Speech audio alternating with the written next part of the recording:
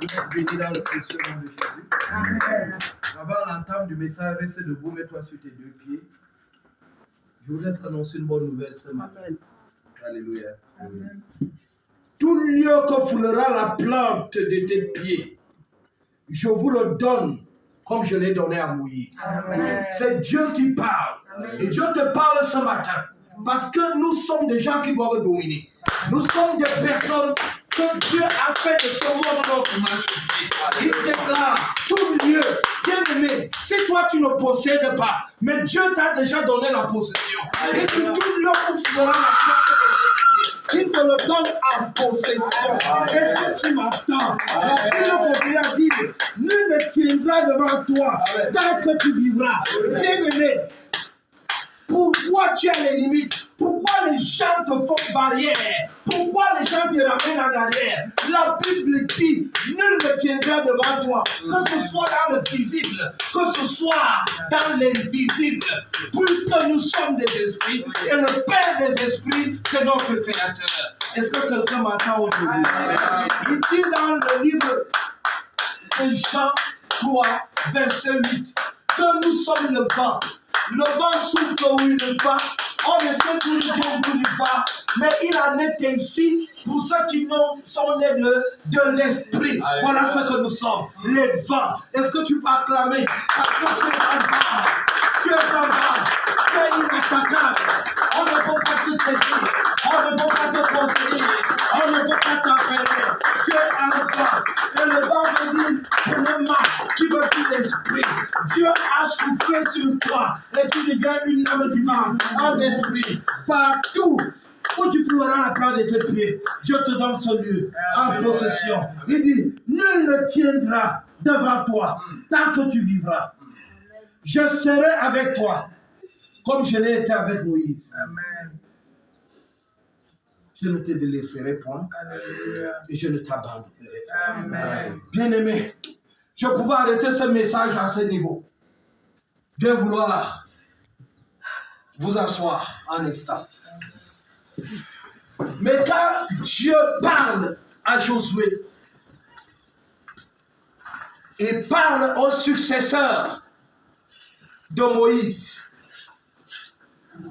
Il reconnaît la capacité de cet homme d'amener à bon port la mission.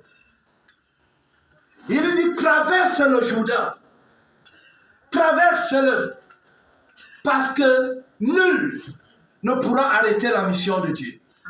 Bien-aimé, ce matin, je voudrais clôturer cette retraite en te confirmant ton identité qui est céleste et que nul ne se tiendra devant toi pour te faire ombrage. Bien-aimé, nul. Parce que si nous sommes nés de l'esprit, nous sommes des esprits. Alléluia. Et l'esprit qui nous contrôle est céleste. Nous sommes célestes. Et le céleste contrôle la terre. Le céleste donne les ordres à la terre. Et la terre obéit. Alléluia. La terre ne peut pas donner les ordres au céleste. C'est nous qui avions la domination. Et c'est pourquoi dans le livre de Genèse, Dieu nous a bénis, il nous a rendus féconds, il nous a dit dominer quoi?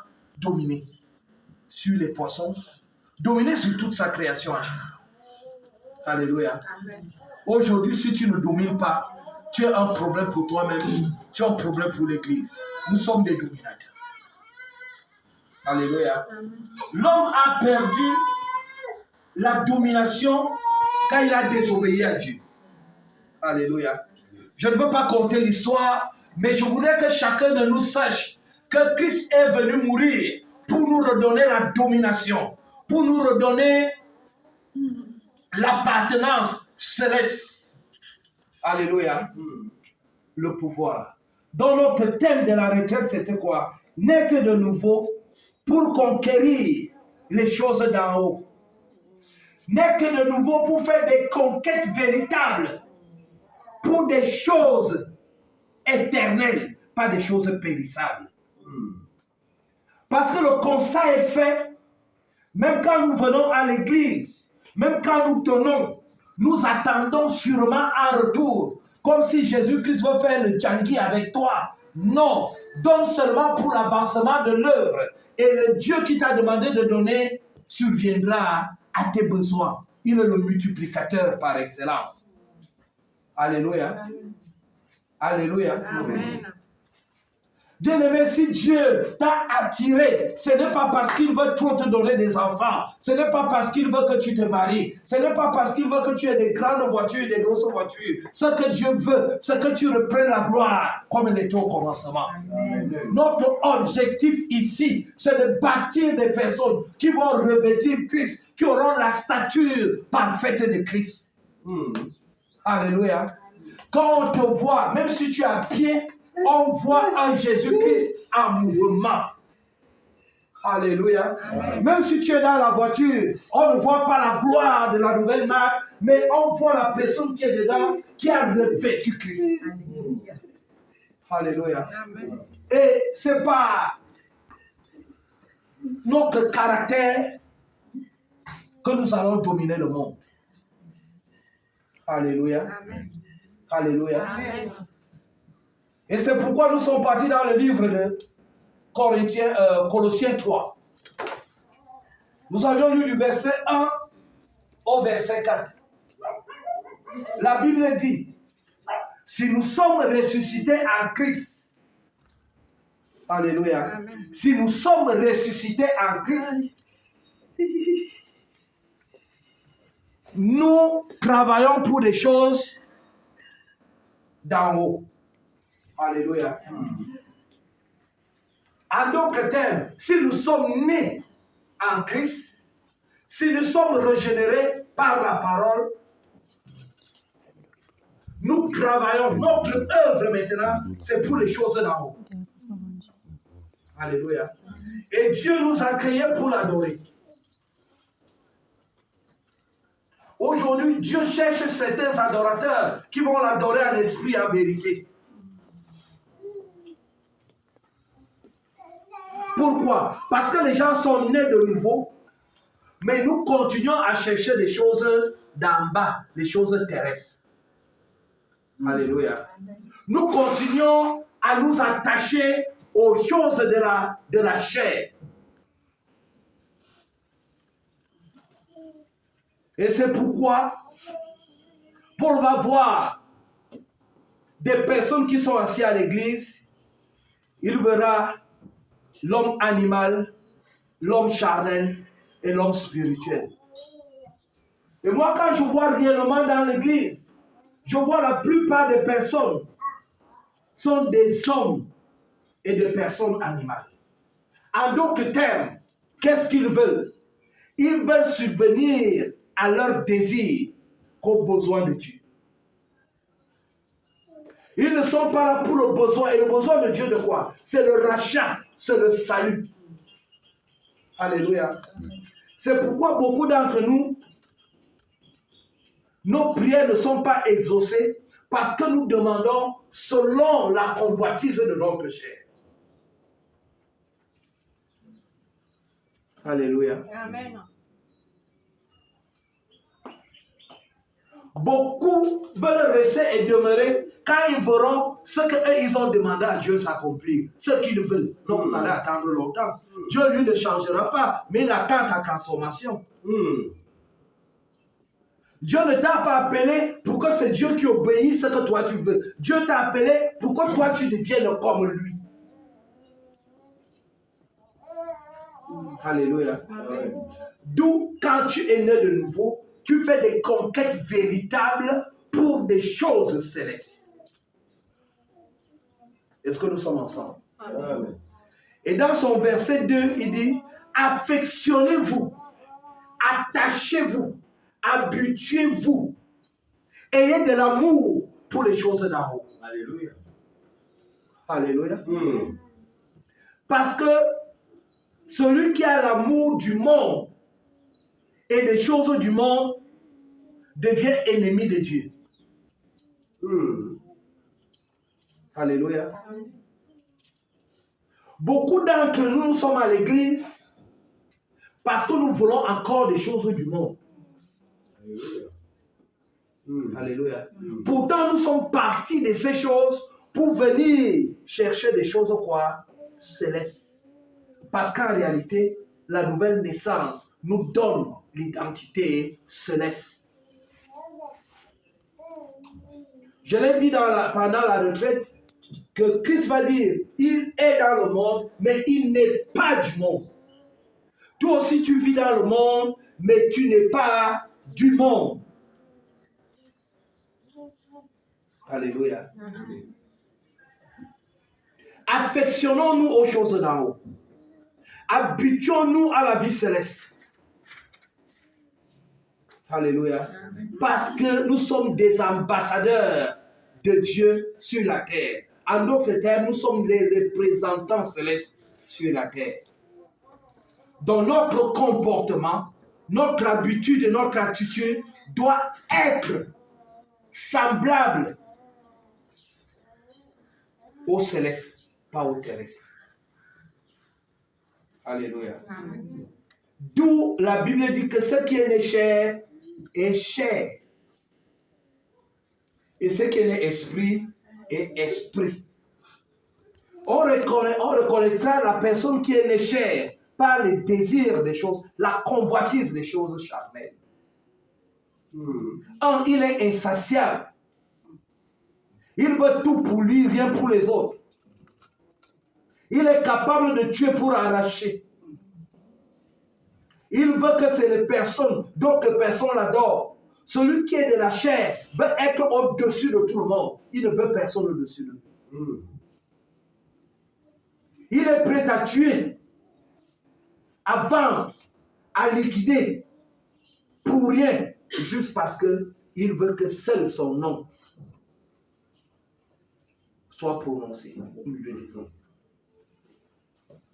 Alléluia. Amen. Est-ce que nous sommes ensemble? Alléluia. Mais celui qui est né d'esprit, alléluia, est d'abord amour. Donc il épouse directement les caractères de son créateur, alléluia, de celui qui l'a engendré. Tu ne peux pas être engendré par la parole et tu fais le contraire de la parole. Donc naturellement, celui qui est engendré par la parole doit refléter l'image de cette parole. Primo, amour. L'amour qui pardonne tout, l'amour qui excuse tout, l'amour qui ne s'enfle pas d'orgueil, l'amour qui ne fait rien par intérêt.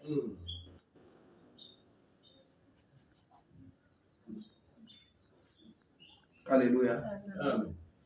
Et ça, vous savez que beaucoup de gens donnent à Dieu, donnent à l'église parce qu'ils attendent quelque chose de terrestre. Ce n'est pas pour l'avancement de l'œuvre des choses célestes.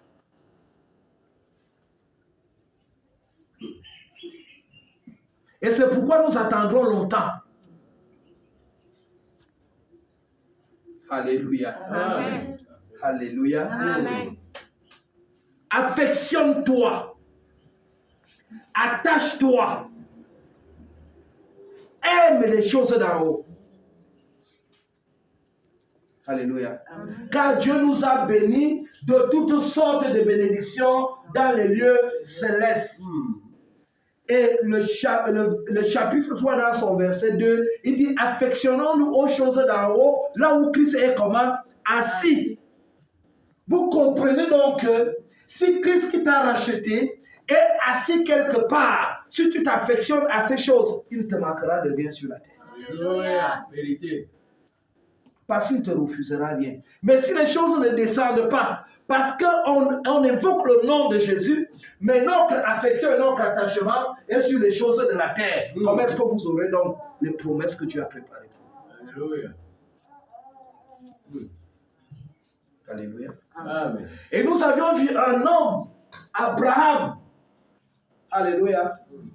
Abraham que Dieu a richement béni par son obéissance. Nous sommes dans Hébreux 11 et nous avions lu du verset 8 au verset 9. Où la Bible nous dit que Abraham s'est installé dans la terre promise, dans l'héritage que Dieu l'a préparé. Alléluia. Mais il s'est installé dans cette terre étrangère comme un étranger. Alléluia. Ce que vous devez savoir, que c'est des choses qu'il ne péchait pas s'il se réjouissait de toutes ces choses. Parce que c'est une promesse de Dieu. Alléluia. Dieu va dire à Abraham, de là où tu es, lève les yeux, ce que tu vois, je te le donne. C'était une richesse énorme. Mais Abraham avait l'affection sur les choses d'en haut. C'est un cas d'école que l'église d'aujourd'hui, nous ne devons pas avoir l'affection sur les choses terrestres. Et tant que nous aurons l'affection sur les choses terrestres, même notre prédication sera basée sur les choses terrestres. Alléluia. Nos enseignements seront basés sur les choses terrestres. Nous ne serons pas différents des enfants des ténèbres. Alléluia. Et tant que nous serons affectionnés aux choses d'en haut, nous allons prêcher l'évangile de la croix. Christ crucifié. Alléluia. Amen. Est-ce que nous sommes ensemble? Amen. Amen. Abraham,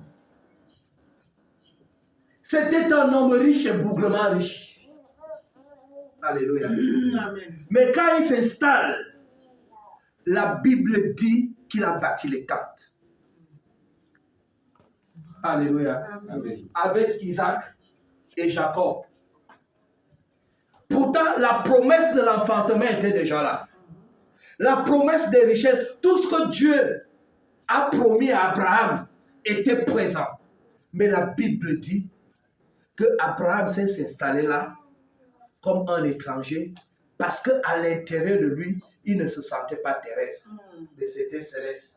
Alléluia. Et il avait plutôt les yeux à la cité céleste. Est-ce que nous sommes ensemble? Amen. Je parie que si c'était nous, de ce siècle-ci, on allait d'abord se faire un homme. On allait chercher les sujets pour les marcher dessus. Regardez seulement quand quelqu'un lâche un peu d'argent, un peu de pouvoir, comment il marche sur les autres. Abraham pouvait le faire. Parce que ces richesses n'étaient pas les richesses de la corruption. Alléluia. Amen. C'était des promesses. Dieu a dit, je rendrai ton nom grand. Alléluia. Amen. Ouvre-moi ce passage. Hébreux 11, verset 8. On dit, c'est pas la foi. Parce qu'il était attaché plutôt aux choses invisibles qu'aux choses visibles. Alléluia. Il voulait bâtir sa vie, pas des promesses terrestres, mais des promesses célestes. Mais toi, tu veux bâtir ta vie avec des choses terrestres. Ça veut dire qu'en réalité, toi, tu veux rester ici. Tu as déjà choisi. Alléluia. Bien aimé, écoutez. La fortune d'Abraham veut dire également que tu peux avoir la fortune. Dieu ne refuse pas que nous soyons fortunés. Mais n'aimez point le monde, ni des choses qui sont dans le monde. Si quelqu'un aime le monde, c'est que l'amour du Père n'est pas en lui. Alléluia. C'est pourquoi l'affection des choses d'en haut va te désaffectionner des choses terrestres. Alléluia. Et c'est pourquoi celui qui est né esprit devient esprit, et c'est les choses de l'esprit qui l'intéressent. Alléluia. Amen. Est-ce que nous sommes ensemble? Amen. Amen. L'or et l'argent appartiennent à notre Père, c'est vrai. Mais il va dire dans Matthieu 6, 33 quoi? Cherche premièrement le royaume des cieux et la justice. Il pouvait te dire que prends d'abord ces choses. Mon fils, tu dois vivre dans l'opulence, dans l'abondance. Tu ne dois souffrir de rien. Alléluia. Il a même dit dans le livre d'Exode 15. Alléluia. Que si tu obéis à mes commandements, je ne te frapperai d'aucune maladie dont j'ai frappé les Égyptiens. Alléluia. Lis. Hébreux 11, verset 8, nous lisons au nom de Jésus-Christ. C'est par la foi qu'Abraham, lors de sa vocation, Il avait une vocation comme toi et moi. Alléluia. Il était aussi un peuple acquis, n'est-ce pas? Était aussi un sacerdoce royal, une race élue. Alléluia. C'était sa vocation. Alléluia. Comme toi et moi, il était également une plantation pour servir à la gloire de Dieu. Donc quand Dieu te donne la gloire, ce n'est pas pour t'engraisser. Alléluia. C'est pour refléter Christ. Et le reflet de Christ sur la terre, c'est l'amour que nous avons les uns les autres. Lis. lors de sa vocation, obéit et parti pour un lieu qu'il devait recevoir en héritage. Il est parti à un lieu où il devait recevoir l'héritage. Donc Dieu a préparé, fini de lire. Si tu ne peux pas te tenir debout longtemps, que la personne qui peut se tenir debout vous aide à finir. Oui. Obéit et parti pour un lieu qu'il devait recevoir en héritage et qu'il partit sans savoir où il allait. Verset 9. C'est par la foi qu'il vint s'établir dans la terre promise. Alléluia. Comme dans une terre étrangère. C'était une terre promise. Donc c'était une terre que Dieu a donné cadeau. Une terre acquise, c'était à lui. Mais lui, il s'est installé là-bas. Comme si c'était... Comme une terre étrangère. Lui, il s'est installé là-bas comme s'il était étranger sur cette terre. Et c'est vrai, il était étranger. Alléluia. Mais nous, c'est non. On discute les plantations de cacaoyers. On discute les cours d'eau. Tu vends le terrain à quelqu'un, fais 3 ans sans partir. Quand tu vas repartir, tu vas trouver ce qu'il a déjà fait dans ton terrain. Alléluia. Amen. Alléluia. Voilà le terrestre. Et je parlais que parmi nous, c'est les mêmes habitudes que nous avons. Mais on se dit céleste. Non, il y a des choses que nous devons abandonner. On dit si nous sommes ressuscités en Christ. Alléluia. Des choses anciennes doivent être quoi? Passées. Et des choses toutes choses maintenant doivent devenir quoi? Nouvelles. 2 Corinthiens 5, 17. Est-ce que nous sommes ensemble? Amen. Abraham, bien qu'ayant les promesses et les richesses que Dieu a données, il était sur les lieux. Il devait prendre les ailes. Il devait s'enorgueillir. Il devait dire enfin, après mon obéissance, où je partais même sur une terre que je ne connais pas, Dieu m'a enfin béni.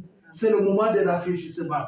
Ici, je veux dormir, je mange, et la progéniture qui m'a donné comme les étoiles, tout va s'installer ici. Alléluia. Mais lui, puisqu'il avait de l'affection pour les choses d'en haut, qu'est-ce qu'il a fait?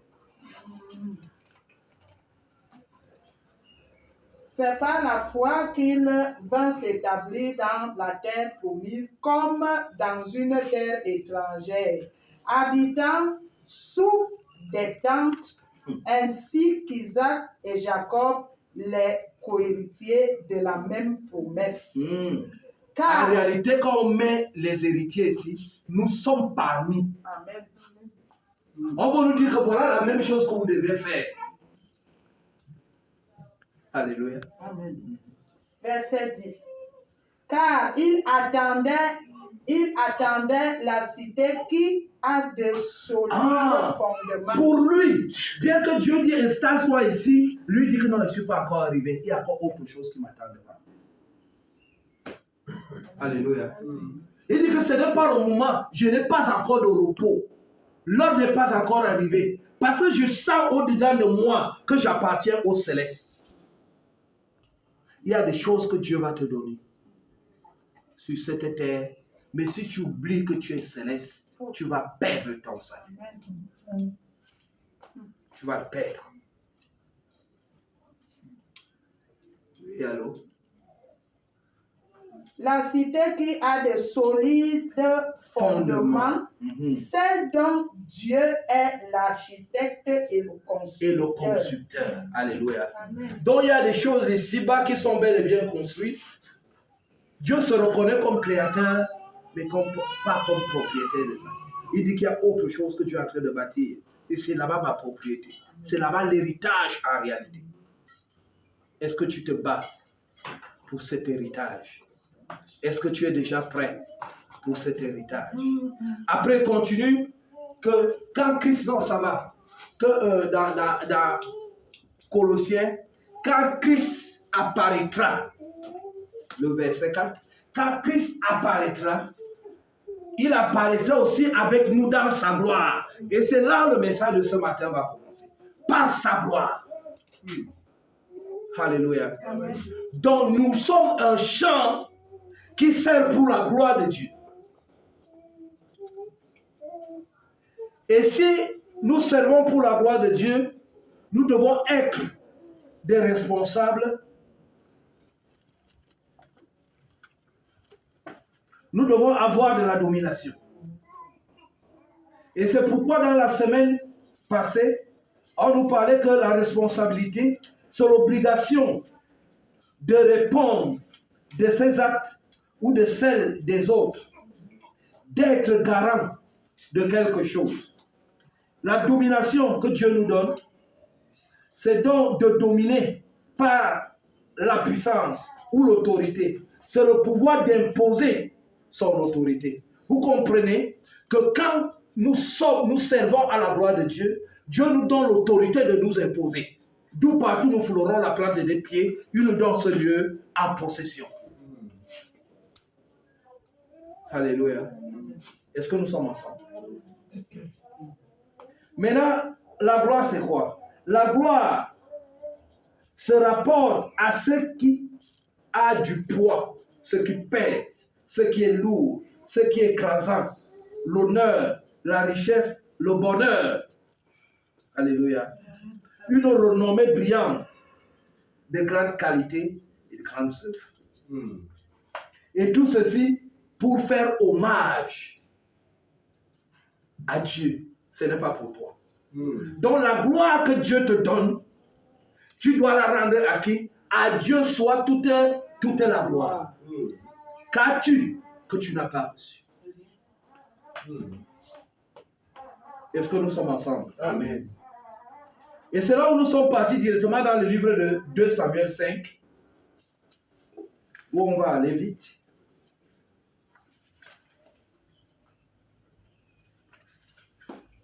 « 2 Samuel 5, versets 6 à 12.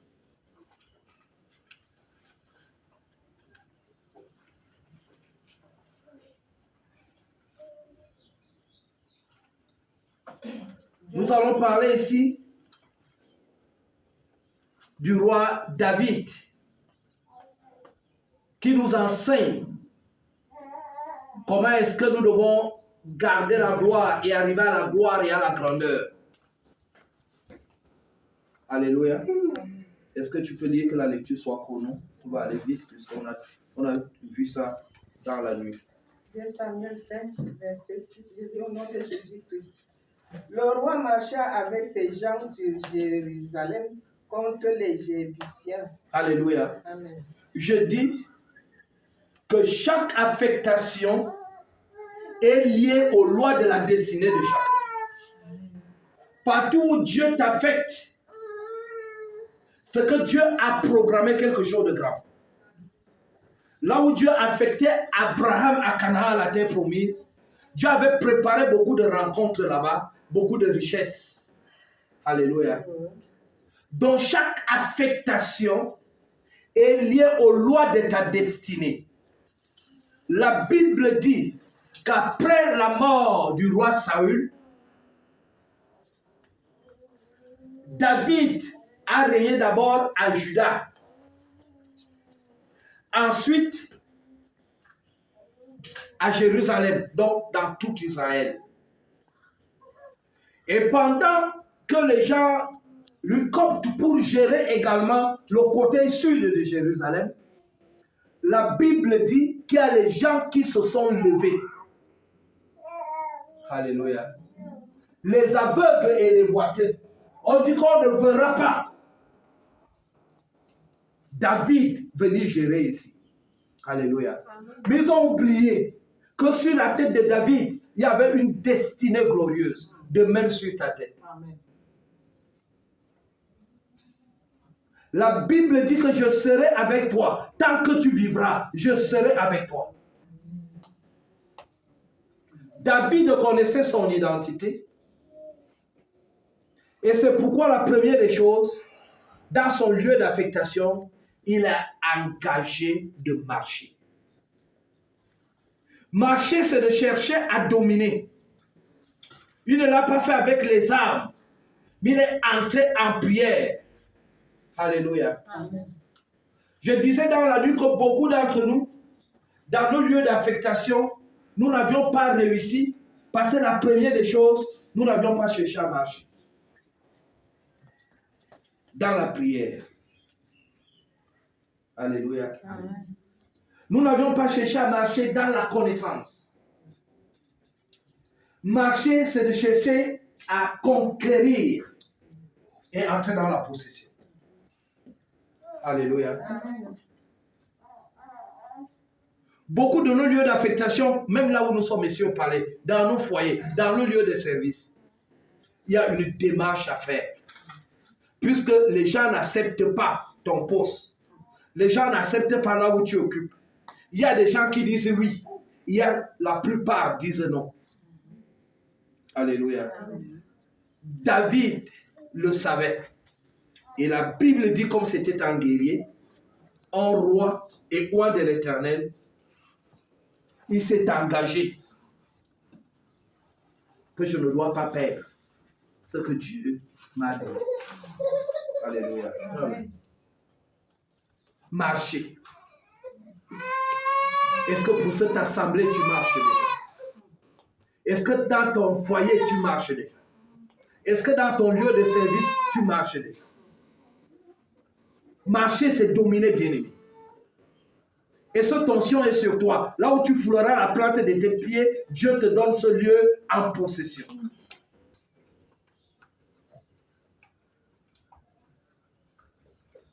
Oui. Premièrement, marcher, oui. Il dit à David, tu n'entreras point ici, car les aveugles, même et les boiteux, te repousseront. Ce qu'il voulait dire, David n'entrera point ici. Mais David s'empara de la forteresse de Sion. Acclamons le roi des rois. Amen. David n'a pas croisé les bras dans son lieu d'affectation. Parce que pour lui, il savait que sa destinée est attachée. Alléluia. Je voudrais te dire que dans ce ministère, ta destinée est attachée. Alléluia. Donc quand tu y arrives, il y a un travail que tu dois faire. Et ce travail, la Bible dit, a amené le roi David à faire quoi? À s'emparer. Alléluia. Il ne sait pas, il n'a pas pris n'importe quoi. La Bible parle de la forteresse. Alléluia. Dans les lieux qu'il commandait, les lieux qu'il gouvernait, il a compris que le combat qu'il a fait, ce n'est pas avec les boiteux, ce n'est pas avec les aveugles, mais il y a une forteresse ici. Je dois attaquer la forteresse. Et c'est ça qui nous manque des chrétiens. Quand tu arrives dans un foyer, dans un nouveau poste, un lieu d'affectation, dans le ministère, dans un quartier, à quelque niveau que ce soit, il faut renverser les forteresses. Alléluia. Beaucoup de problèmes que nous avons aujourd'hui, parce que nous sommes partis épouser nos lieux d'affectation, Je les ai cités tantôt. Et c'est ces lieux qui se sont emparés de nous. C'est pourquoi aujourd'hui, la malédiction de la première maison est attachée à nous, avec l'affection des choses de la terre. Alléluia. Est-ce que quelqu'un m'entend? Est-ce que nous sommes ensemble? Amen. S'emparer de la forteresse, qui veut dire prendre la possession. Et pour prendre la possession, on travaille sur ce que Dieu a dit, sur la programmation de Dieu par rapport à ton lieu d'affectation.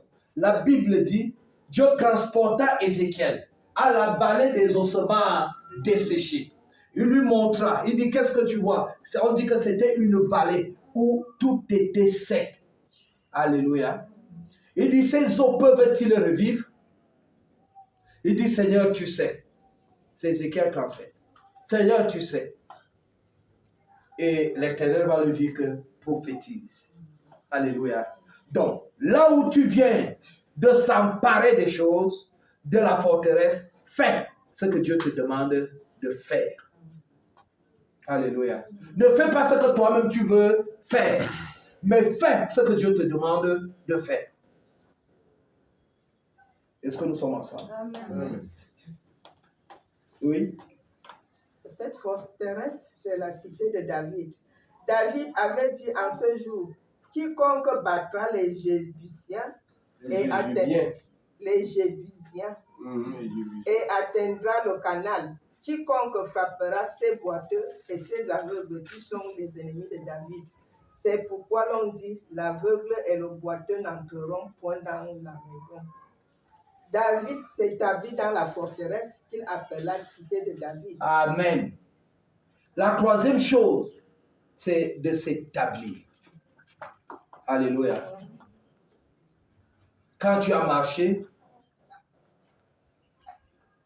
tu as pris la forteresse, tu t'établis. Ça veut dire que tu mets ta marque, ton identité. Alléluia. Amen. Moi, la question, c'est que, est-ce que tu t'es déjà établi ici, comme pasteur, comme ancien, comme fidèle? Et si oui, où est ton identité? Là où on est enraciné, c'est là où on laisse la marque, son identité. Alléluia. Des solides fondements. C'est là où tu écris l'histoire. Tu ne laisses pas que quelqu'un d'autre écrive ton histoire. Toi-même, tu écris quoi? Ton histoire. Je suis en train de parler dans tous les domaines, et même dans ton foyer, dans le lieu d'affectation. Bien-aimé, ici, la Bible est en train de nous apprendre le leadership. Alléluia. Amen. Et quand tu as mis tes racines, il faut avoir quoi? La domination, le contrôle, l'influence. Et c'est pourquoi David, arrivé à cet endroit, il a bâti une cité. Pour que cela ait son nom, la cité de David. Il avait quoi? La domination. Il avait de l'influence. Il contrôlait tout. Dans ton foyer, est-ce que tu contrôles? Dans ton lieu de service, est-ce que tu contrôles? Bien-aimés, les enfants de Dieu doivent contrôler. Parce que c'est le céleste qui contrôle les choses de la terre. Ce n'est pas des choses de la terre qui doivent nous contrôler. Et tant que tu laisseras que les choses de la terre te contrôlent, ils vont t'assujettir et tu mourras. Alléluia. La Bible nous dit, David s'est enraciné, il s'est établi et il avait quoi? De la domination, le contrôle, l'influence. Il a bâti une cité. Il laisse son nom. Et la Bible dit, il n'a pas seulement laissé son nom, il a aussi programmé quoi? La reproduction. Ça veut dire la relève. Qu'est-ce que je veux parler par relève? Quand maman date, quitte, il faut qu'en partant, qu'elle laisse d'autres mamans à table. Alléluia. Quand papa Wadji quitte, c'est un enseignant, il faut qu'en partant d'ici, qu'il laisse beaucoup d'autres enseignants. C'est ainsi pour tout le monde. Laissez la marque. Alléluia. Bâtir ta cité et laisser la marque de reproduction. Les gens qui vont reproduire autant d'écho que jamais. Alléluia. Est-ce que nous sommes ensemble? Amen. Est-ce que nous sommes ensemble, je dis? Amen. Oui, va à devenir grand. Verset 9. David devenait de plus en plus grand et l'Éternel, le Dieu des armées, était avec lui. Alléluia. Rien que ces 3 étapes a rendu quoi? Daniel un homme grand, un homme connu, un homme accepté de tout le monde. Alléluia. Amen. Alléluia. Amen. Même s'il fallait qu'à cette étape, on faisait les élections, Daniel allait gagner les élections. Pourquoi? Il avait le contrôle, il avait la domination, il avait de l'influence, il s'est établi, il s'est enraciné, il était connu. Il y a des gens qui refusent même au milieu de nous d'être connus. Et c'est comme ça que beaucoup refusent même qu'on a crié chez eux. Ils refusent d'être connus. Alléluia. Bien-aimé, n'occupe pas la terre inutilement. Dis ça à celui qui est à côté de toi.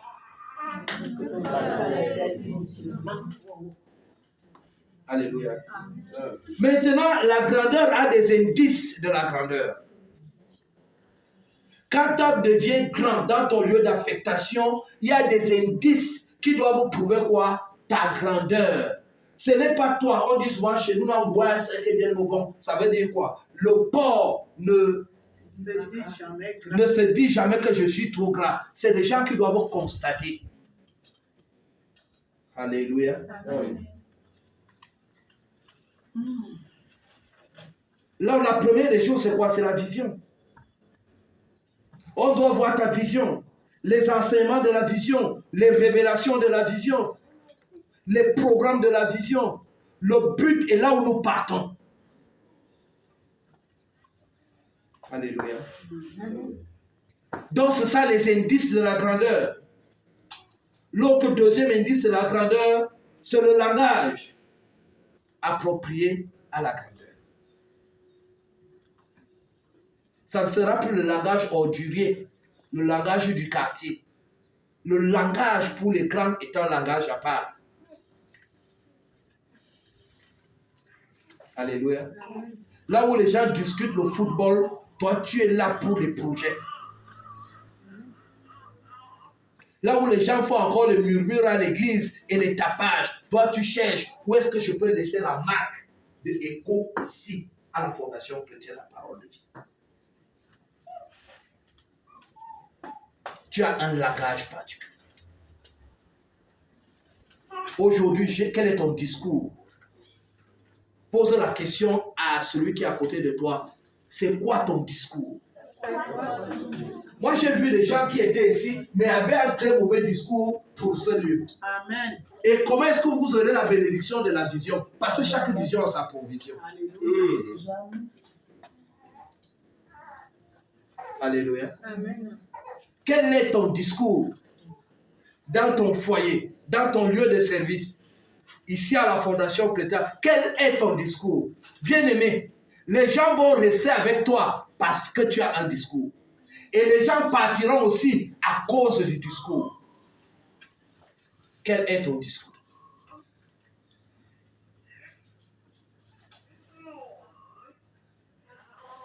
Pose la question à ton époux. Quel est ton discours pour que je reste?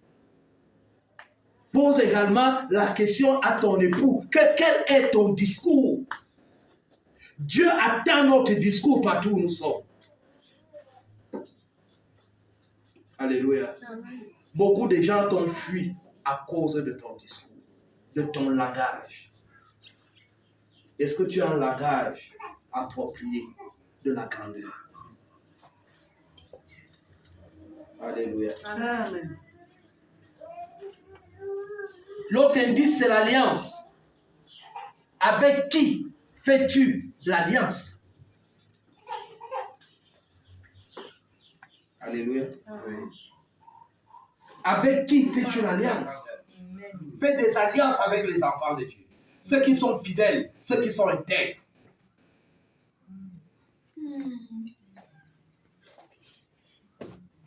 Alléluia. Ne fais pas des sentiments diaboliques dans l'alliance. Parce que même l'alliance, vous n'aviez pas eu de clauses. Il y a, dans le secret, il y a des ordres de chaque alliance. Tôt ou tard, ça va te prendre. Ça va te ramener. Il y a des alliances que tu vas faire qui te remettront toujours au point zéro tous les jours à cause de l'alliance. Est-ce que nous sommes ensemble? Amen. L'autre indice de grandeur, c'est le partenaire. Alléluia. Amen. Qui est ton partenaire? Si tu fais de mauvais partenariats, tu as échoué dans ta royauté. Tu as échoué. Alléluia. La Bible nous dit, lis-nous un peu ça, que les partenaires ont commencé à apporter, lis là où on a apporté beaucoup de choses. Nous lisons le verset 11 dans 2 Samuel 5. Il est écrit: Hiram, roi de Tyr. D'autres rois, de toutes parts, ils ont compris la grandeur, l'influence, la domination, le contrôle d'une personne. Les gens venaient de toutes parts pour venir donner quoi? Les offrandes. Alléluia. Parfois, les gens ne nous donnent pas ce qu'ils doivent nous donner parce qu'il nous a manqué quoi? Le langage de la grandeur. Les alliances et le bon partenariat. Alléluia. Amen. Oui. Hiram, roi de Tyr, envoya des messagers à David et du bois de cèdre Pas n'importe quel bois. et C'est des des richesses. charpentiers, des tailleurs de pierre qui bâtirent une maison pour David. David reconnut que l'Éternel l'affermissait comme roi d'Israël et qu'il élevait son royaume à cause de son peuple d'Israël. Alléluia, assois-toi. Alléluia. Amen. Est-ce que vous comprenez ça? Quand tu as de bons partenaires, Dieu secoue les 4 vents pour que les gens viennent bâtir. Alléluia. Et c'est à tous les niveaux. Hein. Quels sont tes partenaires? Quel est ton cercle d'intimité? Pose la question à celle qui est à côté de toi. Les qui sont dans ton cercle d'intimité? Si tu as des mauvaises personnes dans ton cercle d'intimité, attends-toi tôt ou tard, tu ne seras plus lourd. Tu seras léger. Ils vont te rendre léger. Alléluia. Amen. Je dis dans ton cercle d'intimité, il y a 3 personnes qui doivent être. Il y a Dieu qui veille sur l'alliance. Il y a ton épouse quand elle épousait ta vision. Et il y a des personnes qui peuvent te dire la vérité quand il faut te dire la vérité. Des gens qui ne font pas d'hypocrisie. Il faut des gens comme Papa Pascal. Quand ça ne va pas dire Papa, qu'est-ce qui t'arrive? Je ne te connais pas comme ça. Mais si tu as des gens qui t'applaudissent seulement, tu pars dans le trou. Ça se va, hey papa, tu sais que la nudité dans l'homme de Dieu, c'est bon, laisse, ça va aller. Alléluia. Amen. Il faut des personnes qui peuvent te dire la vérité. Un époux et une épouse qui peuvent te recadrer. Alléluia. Amen. Qui est dans ton cercle d'intimité. Et c'est ça qui te donnera des partenaires. La cinquième chose dans les indices de la grandeur, c'est le sacrifice. Le sacrifice. Tel que je disais à l'entame du message, que chaque affectation est liée aux lois de la destinée. De même, chaque élévation, alors, tout sacrifice et toute élévation sont liés. Qu'est-ce que je voulais dire? Toutes les élévations plutôt. Toutes les élévations sont liées à un sacrifice. Donc, à un autel. Alléluia. Amen. Toutes les élévations dans le monde des ténèbres, comme dans notre monde, sont liées à un sacrifice. C'est vrai que notre sacrifice est Christ, mais toi aussi tu dois être un sacrifice. Tu dois faire des sacrifices. La grandeur que vous voyez dans d'autres ministères, c'est les personnes qui font des sacrifices. Des sacrifices même en don. Parce qu'on sème ce qu'on récolte. Des sacrifices même dans des choses qu'ils abandonnent. Et par leur marche et par leur vie. Alléluia. Amen. Et toi, tu es lié à quel autel?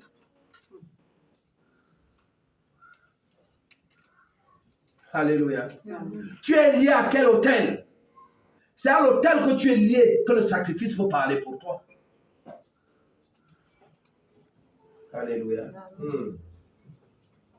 Et la cinquième chose que David, et c'est la dernière que David, le roi, nous apprend. Lis le verset 12.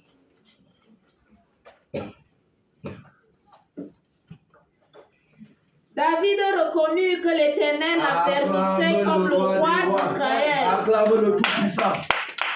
La reconnaissance, les actions de grâce. Et nous sommes aujourd'hui pour un culte de reconnaissance, un culte d'action de grâce.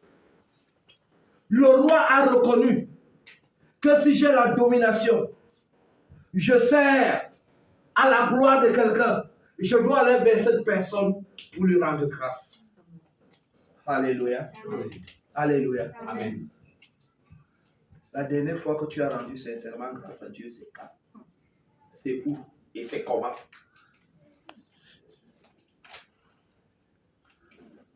Alléluia. Amen. Reconnaître la main de Dieu dans ta vie.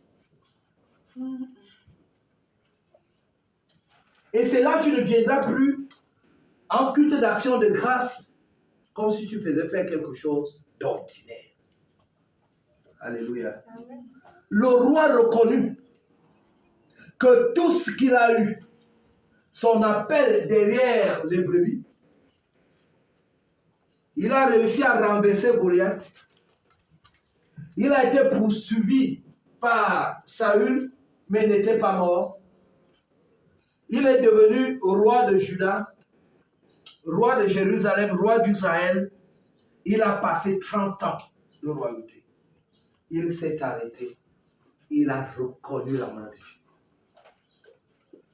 Est-ce qu'à ton âge d'aujourd'hui, tu ne peux pas te lever pour reconnaître la main de Dieu?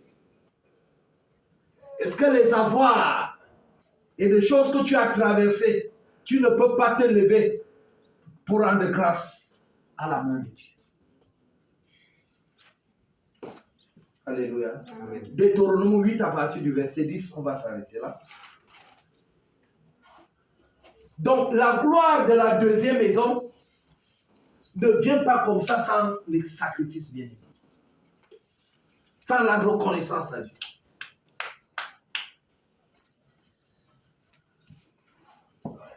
Deutéronome 8, à partir du verset 10, dit quoi?